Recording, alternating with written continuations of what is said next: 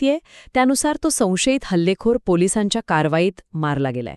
अच्छा. चर्चला जी आग लागली होती ती आता विझवण्यात आली आहे, पण अर्थातच पोलीस तपास अजून सुरू आहे. या हल्ल्यात 8 जण जखमी झालेत आणि त्यातल्या एकाची प्रकृती चिंताजनक आहे असं कळतंय. अरे देवा. आणि सर्वात दुःखद म्हणजे 2 निष्पाप उपासकांचा यात मृत्यू झालाय.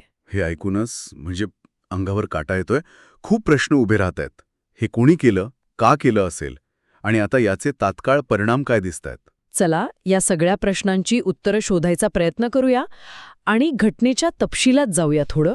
ही घटना नेमकी कधी घडली, म्हणजे वेळेचं काय कळलंय का, आणि तिथे त्यावेळी काय परिस्थिती होती? बीबीसीच्या वृत्तानुसार ही घटना स्थानिक वेळेनुसार सकाळी साधारण 10:25च्या सुमारास घडली.